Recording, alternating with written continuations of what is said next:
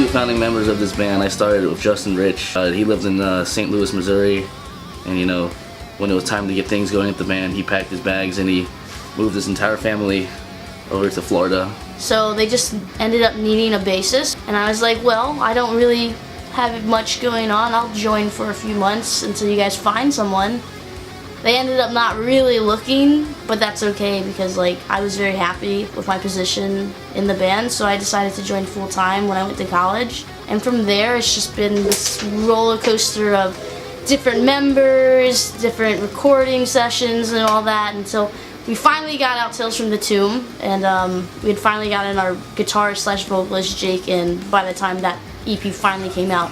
He didn't get to record on it, but he got to play our live show. I really remember how I found them, I think on Facebook or Instagram, because I was like looking at local bands and stuff, and I saw some of their stuff and I was listening and I knew I wanted to join, so I messaged, I guess, James. And that was a lot of fun to usher in Tales from the Tomb, but we definitely thought of our next EP, we wanted to do something that was much bigger on both a lyrical scale and a musical scale, because we wanted music that had more depth, but we wanted lyrics that people could actually connect to.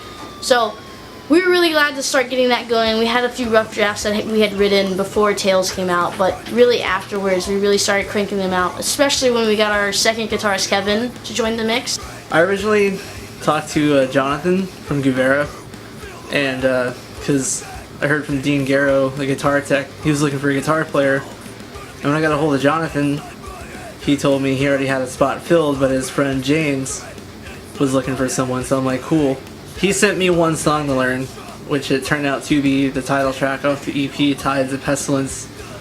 And he's like, yeah, I'll audition you this week, and I'm like, cool. Like, after we did the audition, like, Jake left, and me and James just, like, bullshitted for a bit.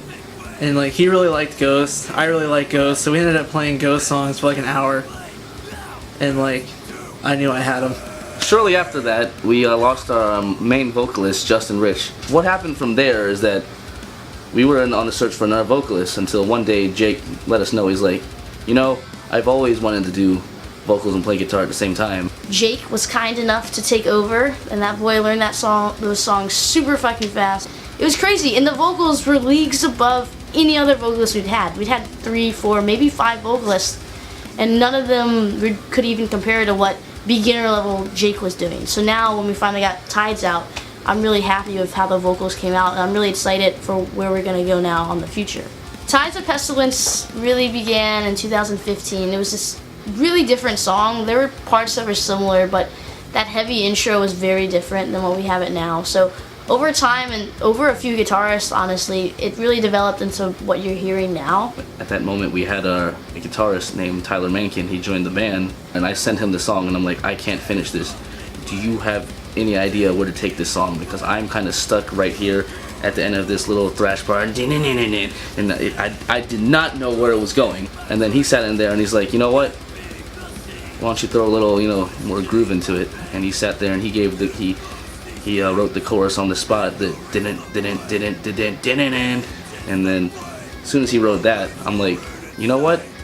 I can see where this song is going. When I hear the song, personally, I hear it more like a thrashy song, but at the same time, it has so much more stuff going on. It's a lot more epic than like your typical thrash song, and then it gets like super heavy at the end. I guess kind of like Gojira-y-esque. It's like a roller coaster ride. Like, you start out in the beginning, it's kind of calm, like with the ambience, and then like, the guitar harmonies. Like, it's really heavy, but it's like slow heavy, if that makes sense.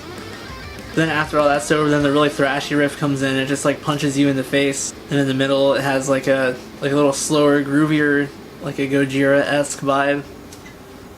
And then the end, it goes back to the thrashy riff with a little guitar solo, and it flows really well.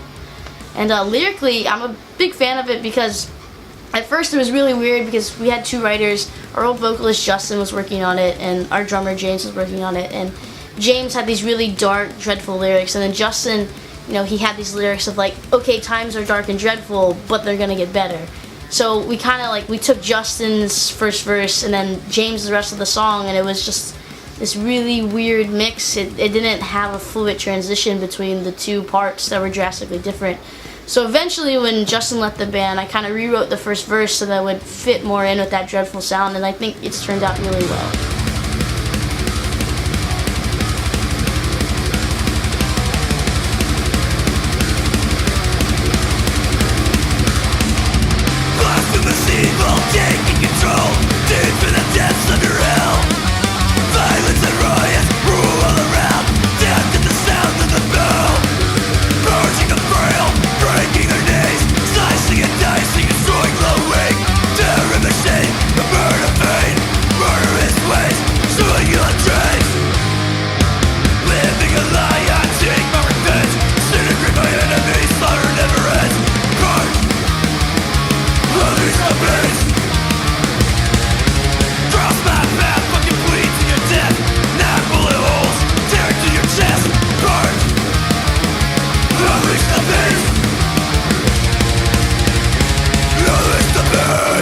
The next song, Unleash the Beast, it's definitely a lot more, probably the thrashiest song on the EP. Beast was the first song that our guitarist Jake, he wrote for the band. I wrote a drum part for it, and I sent it him one night, and then he wrote a song, and I'm like, hey, let me hear it, and he's like, no. So then when it came the day that we were to record a demo for it, this is the first time I heard the whole song together, and I'm like, holy shit, that's a fucking great song. It was exactly what I knew he was going to bring to the table. He brought the thrash 100%, 110%. It's just like your typical old school thrash song, and it's pretty killer. James like wrote the lyrics, and Jake wrote all the music. When he asked me what it should be about, I told him, just kind of like old thrash songs where it's just about like violence and killing people and stuff. So that's kind of what it is, but at the same time, more along the lines of The Purge. We always wanted to do something Purge related, and with the thrashy direction of the song, we thought it would be perfect. Purge is an interesting concept because it is about like this release. This humans would struggle less and they would commit less crimes if they just had this violent release. So definitely hit the concept we were going for on the EP, but still remain true to the thrashy roots that we wanted to bring out vocally. So James just spent some time, he asked Jake what he wanted to have on top, and Jake told him. And James spent some time and really wrote some great lyrics that not only had great backups, but they were just really cool. Like, they were just fun to read, and they were really well written. And it turned out really well, so I was definitely happy with those lyrics, and it's definitely the most focused on the EP of them all. Think about it like this. There's as much depth in this song as probably a fucking Cannibal Corpse song where it's just nonsense. But that's not the point of the song. The point of the song, it's definitely an 80s thrasher, and the lyrics are supposed to be outrageous and out there, and just to have fun with the song. It's one of the songs that starts out the show, and it just. I was curious how that was going to turn out live, but with Kevin in the band and with James killing on drums and like me trying to lock in with James, it actually works out really well live. It's one of those crazier, more speedy, more just like in your face type songs that hits hard live, and I really like that. And that breakdown in the middle, like boom, it just like, I feel like people don't expect that when it comes on, and it's really cool to hear.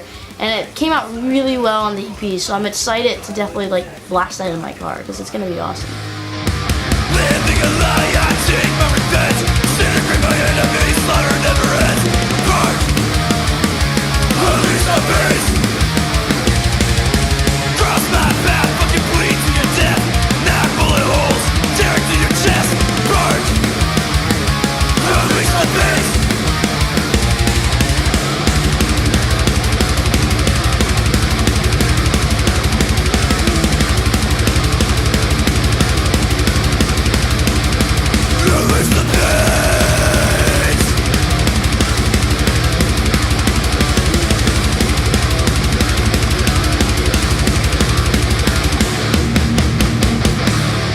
The song Origin is definitely kind of slows down after like the thrash song, and it's a lot more straightforward and groovy throughout all of it. Origin was a song that Kevin had written before he was even in the band, but once he was in, him and James had worked on it to kind of revamp it and bring it back to life. Like, I wrote that song, it was actually 2 separate songs. I wrote it when I was like 16 or 17, and I was talking to James one day. He's like, man, he's like, we should get something rolling. We wanted a sequel to our song from Tales from the Tomb, Shadow of the Witch. And we thought, okay, let's do Shadow of the Witch 2, but let's make it about the origin of the witch, how she came to be. That's the first level of it. And we decided to do that because we have a fan in Arkansas who got our logo tattooed on her chest right above her breast. It's a little weird, but she does what she wants. She's a little crazy. And we thought, okay, she's a witch, she says, let's make a song about a witch, let's make it a sequel, that'll work. So we started writing, they started writing Origin, and they really did a great job with it, and it was so good that I was like, okay, I'm no longer really gonna consider this a song for Heather, because it's not gonna work. The crazy Arkansas lady can listen, but this is not for her. This was the first song that me and Kevin, we collaborated on this CD. The song actually came pretty, natural. It came out pretty fast, and very happy with the outcome of it, like right off the bat. Writing it was pretty fast. Like, I had a separate idea at first, and then James was just like, why don't you make it a little more simple? And then the whole song just connected when I went to the more simple approach. I think it's the best written song on the EP. I think it's nice lean. It's a nice lean song structure. You don't think like, where's the song going? You know where it's going, but it's enjoyable because it's nice, lean, and straight to the point. I feel like it's definitely a little more flashy solo-wise in that song. Me and Jake have a harmony part, and people always like lose their mind when we do that. But lyrically it's cool because on one level it's about, the origin of the witch and it connects to Shadow. But on another level it's more to do with just, a person or a force in your life kind of leaving so much of an effect that like it dictates what you do. Like this witch or this person has control of the actions that you choose and the way that you act and ultimately who you are, and not really in a positive way. It's really left a negative mark on you.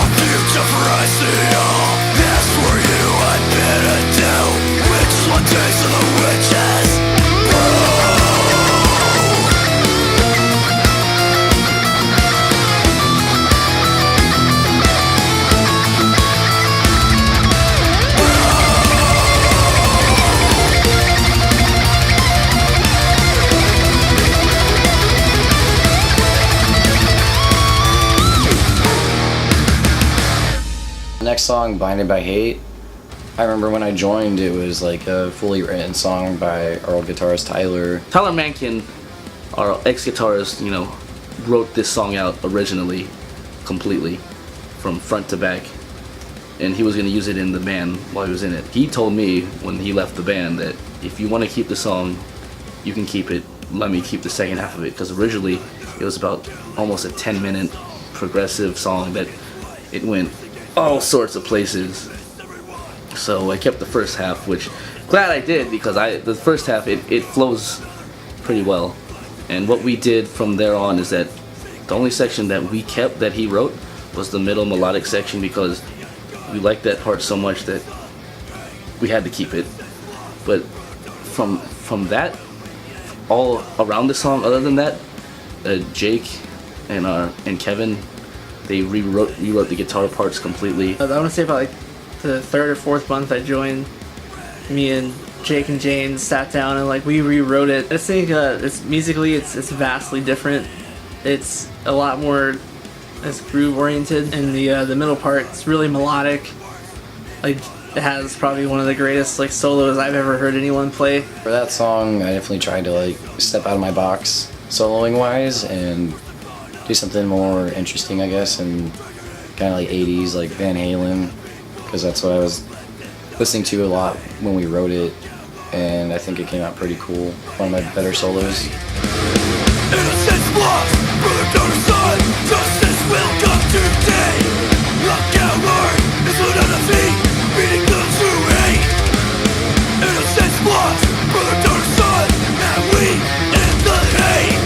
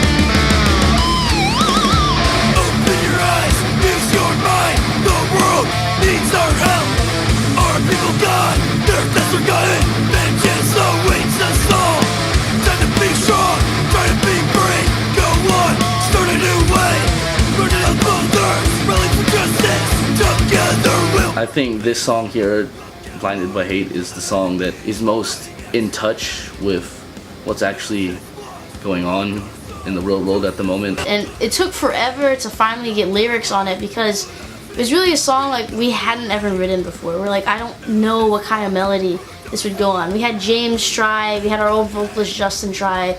We couldn't figure anything out. So eventually I was like, okay, I'll take this task up. I've never really written a song lyrically. Why don't I try it? And it was just so long of just like, I still don't know what to do with this. I had written the song 2 or 3 times and I didn't like what I had. And then, so like then when the pulse shooting happens, I, like my boss was like really affected by it and like I was near where it happened. So like I was talking to Tabby one night and I'm like, we should make it about that. And so then James had a better idea to put upon it. Like it's written about that, but we didn't want to like just isolate it to be purely about that. So it's just about everything that's happening in the world, like all the bullshit. We look at all the other events happening in our political atmosphere at the time, and there was a lot of shootings, there was a lot of just negativity, there was a lot of media bias, and none of us liked what was happening, whether, we thought one way or the other. Everyone realized that our atmosphere was just not right. And then Kevin one night just sent me this awesome section of the song, and I loved it. I loved how it flowed. So I was like, okay, I'm gonna try and write around this, and with this concept in mind. So we ended up writing a political song, and I think it's the right kind of political song, because personally, like, when I wrote it, I'm not telling you, like, you need to think this way, or vote this way, or vote this way. It was me just pointing out, like, this is what's going on, and, like, whether you want to take one path or the other, like, we need to go together and do something about it. We need to unite and create a better atmosphere for all of us. And that was the whole point. That wasn't, it wasn't to believe one way or the other, but just, we all need to strive for a better community and a better nation at this moment.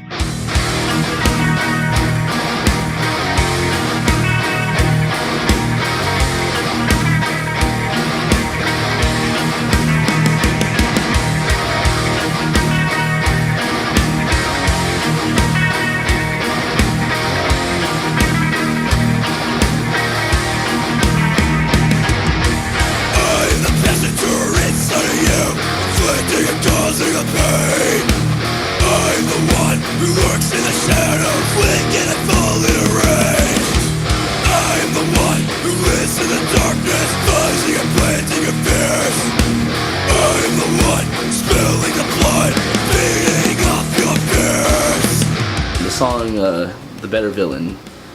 This song, I actually wrote this song, a majority of the song, I want to say, towards it was the beginning of 2015. I was listening to a lot of like Behemoth, and so I'm like, you know what, I want to write a black metal-ish song that has the creepy intro, and then it became something else. It kind of left some of those black metal ideas, and it became more of a heavy, chuggy song, which is actually, I was a lot happier with how that turned out. But originally, I was trying to go for more of a black metal song. Our original version of this song was a lot faster paced. There was a lot more, it was faster. But it slowly changed into a groovy song. Well, when I hear Villain, the last song on the EP, it's definitely the heaviest song. It's groovy, heavy as fuck. Villain's the slowest song on the album, but like the heaviness and the chunk, it's like a sledgehammer to the face. The Better Villain is definitely, in my opinion, our strongest song lyrically. It was written by Justin. James and I had made a few edits, but it's primarily written by our old vocalist Justin. And on the bass level, it's just about these two like evil villains just fighting and trying to outdo each other. And I'm gonna do this, but I'm gonna outdo you, and I'm gonna do this evil act. But on a second layer, it's really just about these two sides of us that compete. There's a side of us that wants one way, and then there's a side of us that wants another way. And how these sides clash, and they make, the person struggle, and it makes the person go through really difficult experiences, because these two sides are just always trying to outgo and outdo each other. And then at the end, when that thrash part kicks in, it's kind of just like this explosion, this like, I can't take it anymore, and these two villains, or these two sides, decide to work together for one purpose. Definitely a really cool song lyrically, and it really flows well, and we really worked a lot on the timing and how we wanted it to go, and it sounds badass, and with the heaviness of it, it really turned out cool. And there's this great part before the thrash part kicks in that's very kind of like, it's calm, but it's melancholy. My favorite part of the song is this really like, it's almost, if you look at it from like what the lyrics are, it's almost like a sweet, like blissful moment, like of peace before the person just like loses their mind. Then like this thrash part comes in, and it's just like all chaos. For me, that's the part of the song that pops out most, because there's a great lead. I love the bass in that part. The drums are definitely more interesting, and it works out really well. So Villain is definitely, it's a great closer for the album, and I'm really excited for people to hear that, and you can hear it now actually, so let us know what you think of it.